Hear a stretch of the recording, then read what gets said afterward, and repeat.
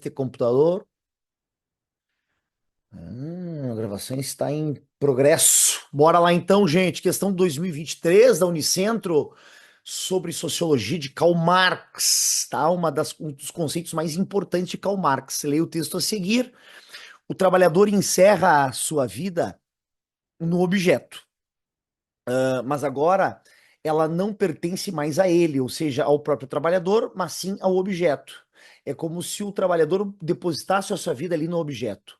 Por conseguinte, quão maior é esta atividade, tanto mais sem objeto é o trabalhador, ele não é o que o produto do trabalho, não, ele não é o que é o produto do trabalho, ou seja, é, é como se a gente estivesse separando o trabalhador do produto final, tá? É como se eu estivesse separando o trabalhador, né, daquele objeto que ele produziu, né? E aí a gente passa a ver o trabalhador não como a pessoa que produz aquilo que a gente utiliza, né? A gente não consegue ver uma vida por trás num produto, por exemplo, um óculos, uma caneta, né, um prédio. A gente não consegue ver a pessoa que está por trás, que produziu aquele prédio, aquele produto, né? Mas a gente só vê o produto em si.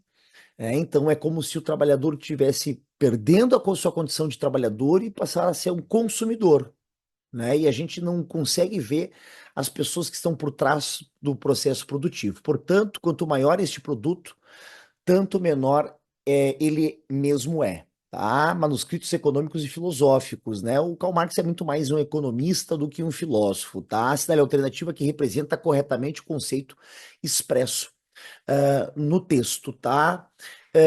A indústria cultural não pode ser, gente, né? Porque a indústria cultural é do início do século XX, né? Da escola de Frankfurt do Adorno, né? E o Hockenheim, né? O fetichismo de mercadoria seria uma coisa um pouco diferente do que está expresso no texto, né? Que é o fato de a gente pagar muito caro para ter aquela camisetinha do jacarezinho, né? Não, aquela camisa marca Diabo, que é nos camelô 10 pila, vai me suprir a mesma necessidade de me vestir, né, ou de não passar tanto frio, que aquela do jacarezinho. Só que essa marca Diabo do camelô custa 10 reais, aquela do jacarezinho custa 200 reais, né? Então, essa fantasia que a gente tem de ter aquela marca, né, ou de ter na nossa representatividade individual, né, na nossa identidade aquela marca, transpassa por uma fantasia do consumidor, que o Karl Marx vai chamar de fetiche de mercadoria, né? Eu não compro pela necessidade do objeto, né, mas pela fantasia que tem em torno daquele objeto. Tá? E aqui na burocracia não pode ser, não, é um conceito marxista, é um conceito, né, muito mais amplo, né? Pobreza relativa, eu nunca vi isso em relação a Karl Marx. Aqui, para mim, o texto seria a questão da alienação, tá? Que é se separar o trabalhador, né, do produto final, o que vai provocar aí uma facilidade do patrão, né, de explorar esse trabalho, né?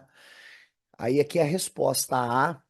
Apenas a alternativa A está correta, a alternativa B está incorreta, pois o conceito de fetichismo de fetiche de mercadoria refere-se à teoria de Karl Marx ao distanciamento do trabalhador em relação ao fruto do seu próprio trabalho.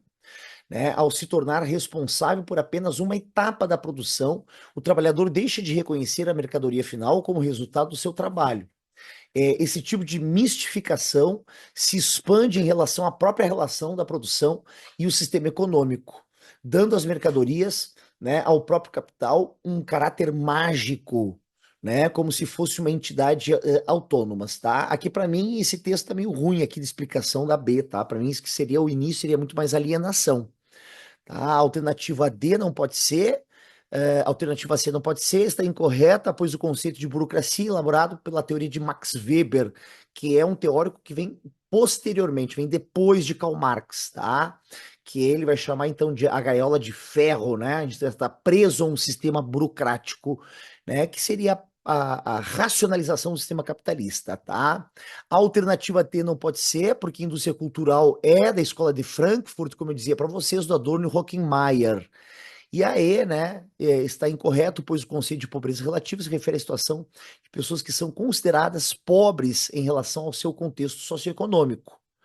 tá? Mas não quer dizer que elas realmente sejam pobres, né? Em relação aos demais indivíduos da sociedade. Esse conceito é elaborado em oposição ao de pobreza absoluta, que se baseia na renda mínima necessária para a subsistência, tá? Então eu posso ser rico, numa região onde a classe média é a maior classe média do mundo, né? Posso ser pobre nessa sociedade onde é a maior classe média do mundo, tá? E aqui, gente, só queria trazer para vocês o conceito de alienação, tá? Deixa eu aumentar um pouquinho aqui para vocês. Aí eu já, logo, logo passo para o conceito de fetiche de mercadoria, tá? Para Karl Marx, a alienação é o mecanismo social que separa o trabalhador do produto que produz. Por isso que, para mim, ó, essa explicação B tá errada, tá? Porque isso aqui seria muito mais uma questão da alienação e não do fetiche de mercadoria, fazendo com que ele se torne um consumidor em vez de um produtor. A alienação é um dos conceitos principais da obra de Karl Marx e é considerada central para a compreensão do capitalismo. Caracterizado, então, o trabalhador não ter acesso aos bens que ele mesmo produz, né? Então, trabalhador que produz um iPhone, né? Muitas vezes ele não tem condições de comprar o iPhone, tá? O trabalhador não se identifica com um produto final que constrói, né? Então ele desassociado desse produto final. Eu não consigo ver a humanidade que está por trás de um produto, tá? O trabalhador abandona a ideia de que foi produzido, do que foi produzido lhe pertence, né? Mas pertence ao capitalista, né? Ao burguês capitalista. O trabalhador perceber a sua atividade de trabalho como dirigida contra si mesmo, né? E aqui eu vou pegar o autor da matéria, que é um conteúdo bastante bacana. Alienação proveniente do latim, né? Alienatio significa estar fora de algo, estar alheio a algo, né? No caso de alienação do trabalho, ele é o efeito do trabalhador não ter acesso aos bens que ele mesmo produz. Tá? O conceito de alienação do trabalho é um dos principais conceitos desenvolvidos por Karl Marx ao longo da sua obra. Numa linha de produção, por exemplo, o trabalhador faz apenas uma parte do processo, estando completamente alheio ao produto final, ou seja, ele desconhece a técnica para produzir um produto final, né? O valor agregado, né? Os recursos que foram implementados ou que foram aplicados nessa produção final, porque o trabalhador só faz uma partezinha muito pequena do produto final. Por consequência, né, do valor agregado ao bem a partir do seu trabalho. Então ele desconhece quanto que vale o seu trabalho, né? E aí, a partir do momento que o trabalhador desconhece o valor do seu trabalho, ele não tem como reivindicar um salário maior, né? Eu só consigo reivindicar um salário maior a partir do momento que eu descubro, né, quanto que vale meu trabalho. Aí eu vou quando eu passar a descobrir quanto é que vale meu trabalho, eu vou começar a perceber que eu estou sendo explorado pelo capitalista, né? E esse é o processo de alienação que faz com que o trabalhador desconheça, né, o valor do seu próprio trabalho. Tá? Entretanto, é pelo trabalho que ao longo da história o indivíduo se humaniza, domina e transforma a natureza a favor das suas necessidades. Tá? Tranquilo? E aqui, gente, eu só queria pegar rapidamente a concepção de fetiche de mercadoria. Fetiche de mercadoria. Meu Deus. Fetichismo da mercadoria é a tendência de perceber as relações sociais envolvidas na produção de mercado, como as relações econômicas entre dinheiro e commodities. Nesse contexto, subjetivos são transformados nesse contexto, os aspectos subjetivos são transformados em objetos, ou seja, as pessoas acreditam que a mercadoria tem um valor intrínseco, tá? Ou seja, que o valor não está no trabalho de quem produz o produto, né? Mas que ele está no produto. Na verdade, o que vale capital, o que vale dinheiro, não é o produto em si, mas é o trabalho que se teve para produzir este produto, tá? Então, é separar o que é a valorização do trabalho para formar o produto ou o produto em si. Né? O fetichismo de mercadoria pode ser explicado de acordo com alguns conceitos. A alienação do trabalho, que está relacionado, entre outras cositas, mas... Deixa eu ver esse aqui, ó. Boitempo é bom também.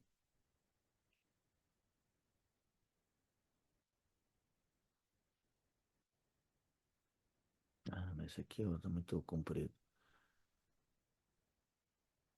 Sua preocupação representa, Newton. Deixa eu só uma lidinha rápida aqui, gente.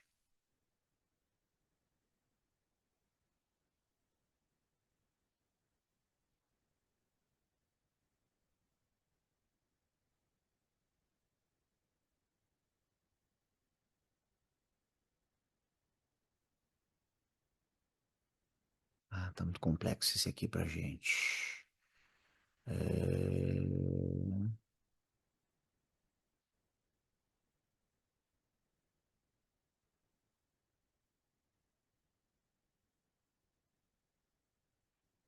Será que esse vídeo aqui é bom? Só deixa eu ver aqui rapidinho, gente, se a minha projeção tá com som ou tá rolar esse vídeo aqui. Meu Deus. Hum, compartilhar som também. Compartilhar tela um.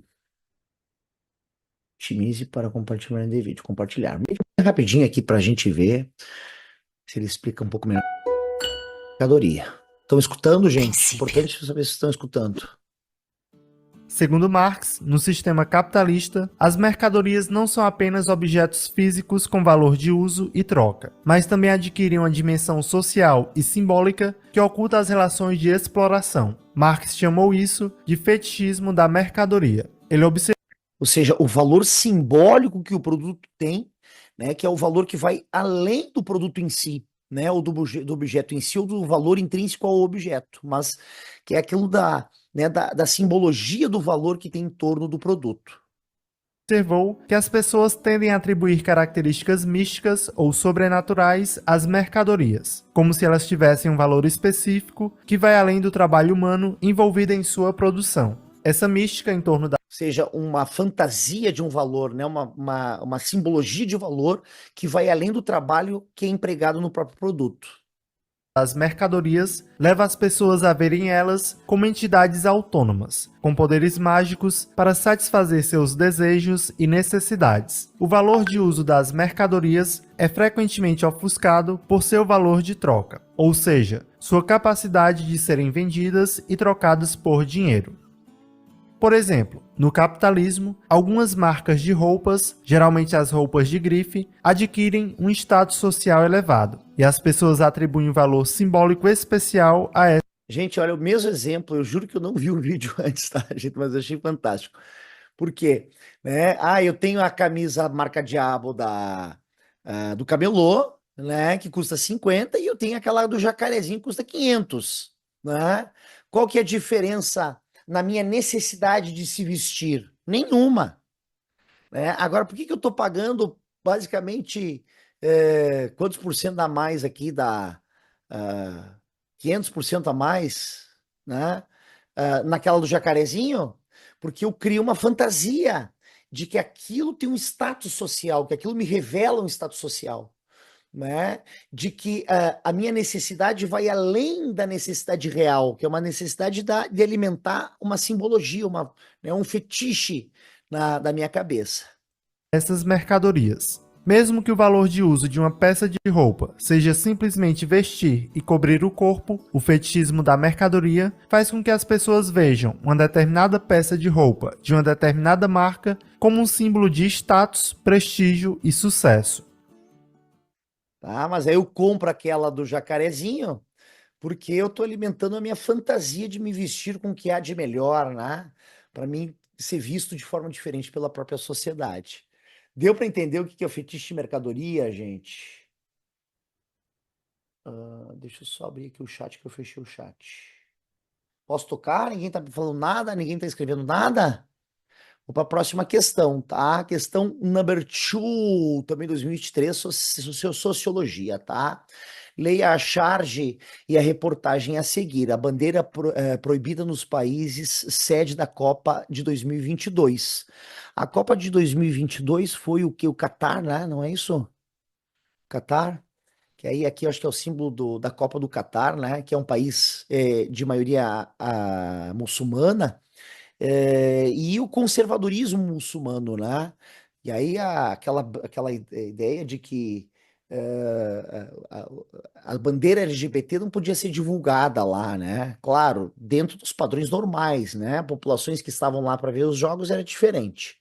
Né? E aí que é a reportagem que eu vou ler para vocês rapidinho. Em dezembro do ano passado, o presidente do comitê de organizador da Copa do Mundo de 2022, Nasser Al-Khater, disse em entrevista à CNN que os torcedores da comunidade LGBTQIA+, terão direito garantido de viajar ao Catar para assistir os jogos da competição.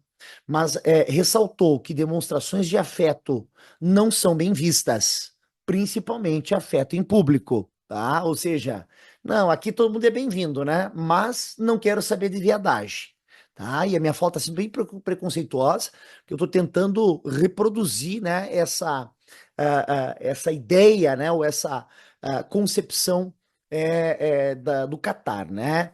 Eles virão ao Catar como torcedores e participantes de um torneio de futebol e poderão fazer o que qualquer outro ser humano faria. As demonstrações de afeto são desaprovadas, e isso se aplica a todos, tá?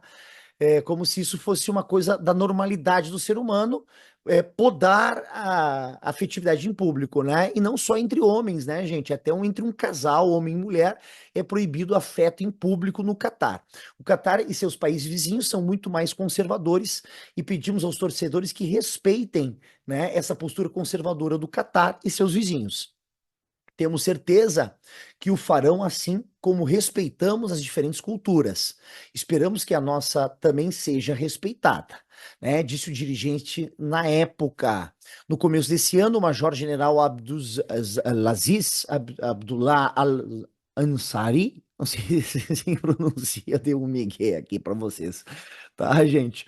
Chefe de segurança do governo do Catar, disse que as bandeiras das cores arco-íris, representativas do movimento LGBTQIA+, poderão ser confiscadas dos torcedores durante o evento, como forma de proteção aos possíveis ataques que eles podem sofrer, né? Inclusive da própria população.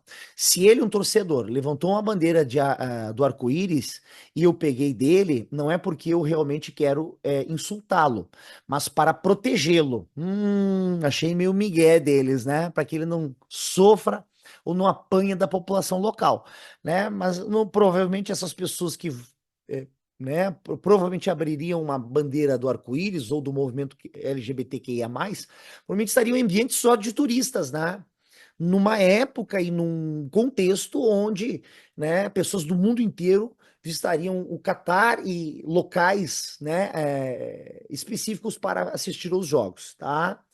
Ao redor dele pode atacá-lo. Não posso garantir o comportamento de todos, de todo o povo, declarou. O chefe da segurança ressaltou ainda que não estava ameaçando a comunidade LGBTQI+, mas que esperava que as leis do país sejam respeitadas por esses grupos, né, de torcedores. Tá? Sobre as reflexões acerca da homofobia no país sede da Copa do Mundo de 2022, né, propostas na charge e na reportagem, considera as afirmativas a seguir. Fechou? Vamos dar uma olhada então aqui, gente, nestas questões. Pessoal, a noção de homofobia é uma construção ocidental. Tal fato justifica a postura do governo do Catar diante do ativismo do movimento LGBTQIA+, durante a Copa do Mundo. Gente, a homofobia é uma construção ocidental? Eu descartaria essa imediatamente, tá?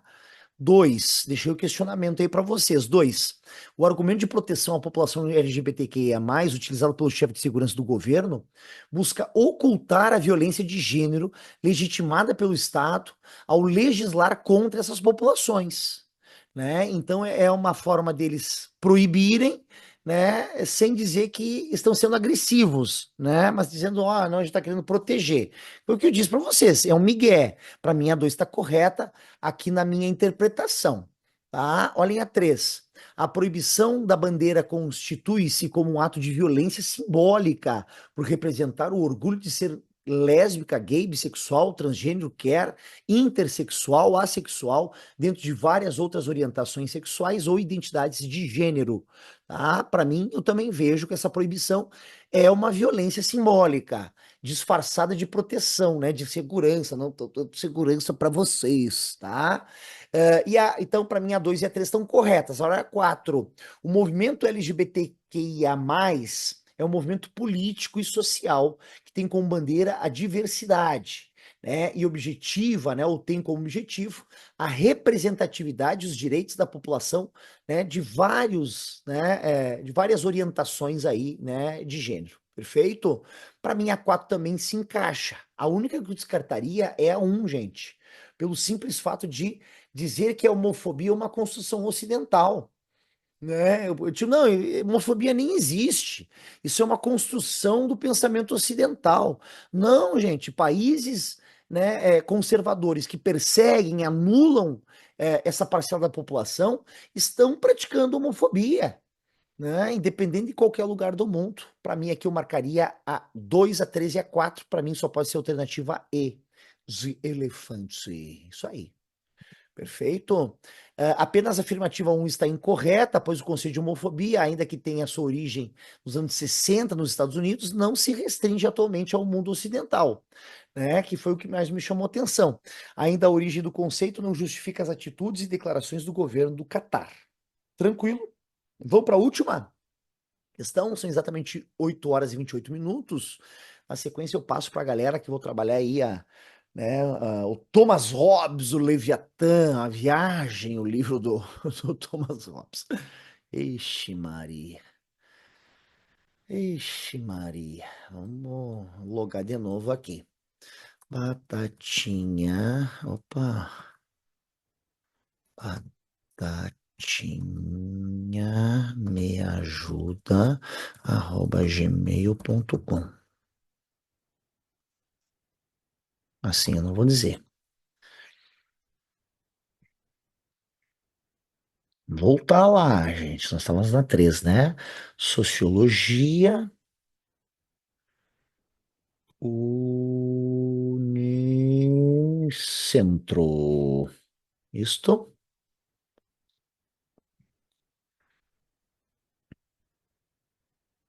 Vamos lá então. Questão number 3. Bora. Não sei se eu consigo mostrar aqui para vocês bem essa imagem, gente. Ah, observe a imagem e leia o texto a seguir, né? Que é uma arte plástica aqui, né? Vou dar uma olhada então aqui no testículo agora. Eu só um pouquinho aqui. Nessa semana, a divulgação da intervenção dos grafiteiros, os gêmeos na fachada do Museu Oscar Niemeyer, o MON, em Curitiba. É bem bom, bem bonito lá, viu, gente? Se alguém tiver oportunidade de ir, vai. Foi alvo de críticas do neto do arquiteto, Paulo Niemeyer, em suas redes sociais, e também o arquiteto chamou a arte de pichação. Tá?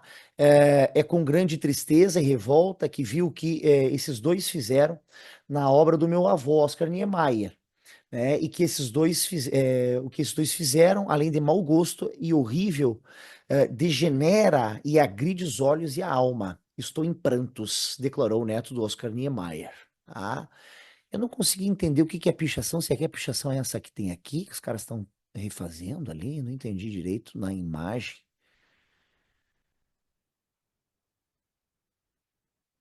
Críticas do Neto. O Museu Oscar Niemeyer responde às críticas do Neto após grafite Os Gêmeos. A fala do Neto, do Neto arquiteto Oscar Niemeyer possibilita a reflexão acerca das diferentes classificações das expressões de culturais sobre o conceito de cultura. Considere as afirmativas a seguir. Aqui, gente, pelo que eu entendi, o Neto tenta desqualificar essa arte de grafite, né? Como se essa arte popular não fosse considerada arte, né? Ou que não fosse uma arte aprovada, tá? Foi o que eu entendi, tá? Na a cultura é uma construção coletiva. Eu concordo. que a cultura é uma construção coletiva, né? Não é uma pessoa que faz cultura sozinha, né? Uma pessoa faz cultura a partir daquilo que ela observa, no meio social, né? Aquilo que ela reproduz a partir do que ela entende do meio social. Compreende em nossa sociedade um conjunto de vasto de expressões, saberes e crenças, valores e produções, como a arquitetura de Oscar Niemeyer e o grafite dos Gêmeos, tá? Então, aqui eu concordo com essa aqui, né? Porque o Neto vai desqualificar, mas aquilo não pode ser desqualificado, porque aquilo é cultura, né? A definição sociológica de cultura, gente, é tudo que o ser humano produz. Ah, pô, mas é aquela música horrorosa, aquele funk que é só xereca no chão, perereca no chão, xereca no chão, sei lá o quê, né? Não, mas foi construído pelo ser humano, é cultura. Pode não ser do teu gosto, mas é a cultura, tá? Para mim, tá certo. A linha 2. Por meio do processo de socialização, né, que é aquele processo quando o ser humano nasce, né, e ele nasce sem saber as regras, né, da vida em sociedade, né, sem saber os usos e costumes da sociedade em que ele nasceu. E ele começa, então, a ser bombardeado de informações, com o vô, com a avó, com os tios, com o pai, com a mãe, dizendo para ele o que pode, o que não pode, o que é certo, o que não é certo, o que tem que dizer, o que não tem que dizer, como é que tem que se vestir, como é que não tem que se vestir, né? Esse processo é chamado de processo de socialização, tá? A socialização primária seria a socialização na família. A segunda, secundária seria, então, na escola, com os amigos, tá? E aí assim por diante. O indivíduo é apresentado ao patrimônio de sua cultura, ou seja, a família diz para ele qual que é o patrimônio cultural a qual ele pertence, né? Qual que é o passado que ele pertence, ou seja, tem contato com as formas de pensar e agir e sentir próprias do núcleo social que ele nasceu, né? Que ele vai aprender com os parentes próximos quais são, né, a forma de pensar e agir, né, dessa comunidade que ele vive, né, de que faz parte com as expressões culturais por ela construídas, né? Então, para mim, a 2 também está corretíssima. Etnocentrismo. Eu vejo a minha etnia como central e a tua etnia como periférica. Tá? Etnocentrismo é a atitude que consiste em considerar a própria cultura e seus valores e comportamentos, ideais e sentimentos como superiores. E aí, a partir do momento que eu vejo a minha cultura e a minha etnia como a principal, eu começo a ver a dos outros como inferior. A minha é superior, as demais são periféricas e inferiores. Tá? Mais racionais e complexas, quando comparados aos produzidos por outras culturas. Né? Isso que o neto do Oscar Niemeyer fez é etnocentrismo, gente, né? Afinal de contas, ele está desqualificando o grafite do outro, porque ele vê que a cultura dele, que é uma cultura mais da elite, ela é superior. E aquela cultura do grafiteiro é uma cultura inferior, porque a cultura do outro é periférica. Tá? Então, para três, a 3 para mim se encaixa perfeitamente com essa atitude, né, do Neto. Tá? Vamos para a quarta e última.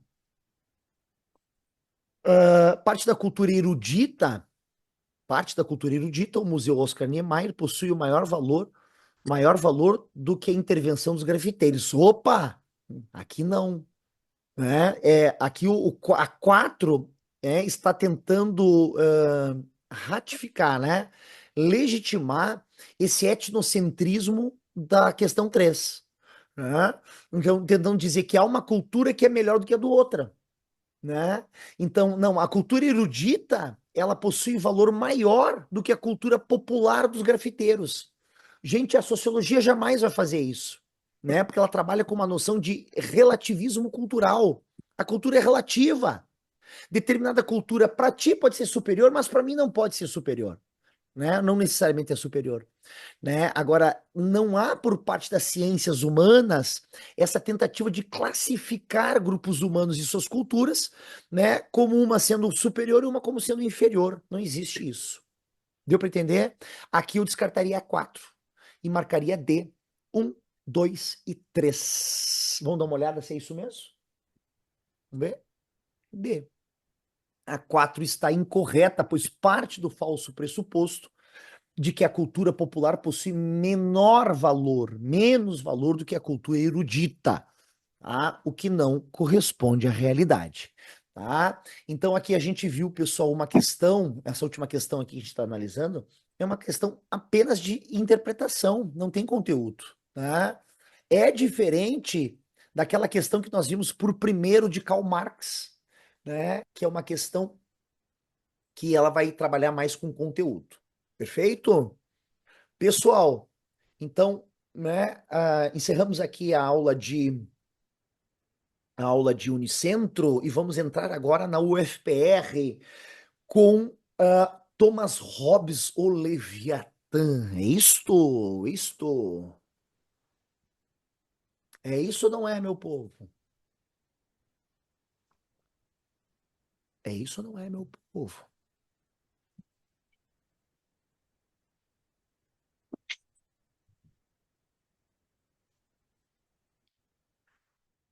Gente, são exatamente boa noite, Ale. De nada. Oi, Lu. É a Lu Feldman. Tudo bem, Lu Feldman? Estamos com Natana Schneider, a bailarina, a Maju, Ana Júlia, seu iPad, boa noite. Júlia Picoloco. Vamos lá, gente, eu não vou conseguir trabalhar todo o pensamento de Hobbes hoje, né? A gente tem o capítulo 1 ao 5. Eu acho que eu vou trabalhar 1 e o 2 com vocês. E eu queria saber se sexta-feira alguém poderia fazer uma aula? Sexta-feira, a partir da tarde até de noite, eu posso qualquer horário. Só para a gente encerrar o Thomas Hobbes. Aí eu trabalho hoje o capítulo 1 e 2. E aí na sexta eu trabalho 3, 4 e 5. Pode ser? Você tem simulado de tarde?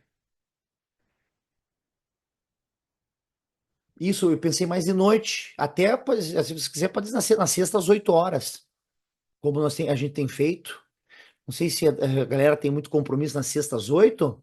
Pode ser às 7. Não sei, eu tô por vocês, gente. Tô aqui por vocês. Então, a primeira coisa que eu vou fazer, eu vou disponibilizar ali, ó, às 20. Então, vamos deixar pré-agendado sexta às 20, para a gente encerrar o Thomas Hobbes, tá? Uma vez que hoje eu vou trabalhar só o capítulo 1 e 2 com vocês. Fechou? Tranquilo? Gente, é uma viagem o texto do Thomas Hobbes. Não sei se que alguém leu, eu sei que a Maju, né, sempre lê. Inclusive, eu tava brincando esses dias, né, Maju? Tu é a única que não pode faltar a minha aula, Maju, que eu sei, tu é a única que eu sei que lê o texto junto com o Pro. Não, acredito que algumas de vocês também leiam, né, meninas? Tô só brincando, tá? Ódio desse texto, né? Juro que é uma viagem, tá? E eu fiz algumas relações com os princípios filosóficos, né, da filosofia anterior a Thomas Hobbes, tá? Então, a primeira coisa que eu vou fazer aqui, gente, é mandar no Zap Zap, no nosso WhatsApp, né, o material que eu produzi para vocês, né? Então eu estou usando sempre o mesmo slide. Eu só vou completando e vou mandando para vocês a versão mais completa, tá? Então, deixa eu aqui botar o documento. Documento. PDF. Aqui. Então,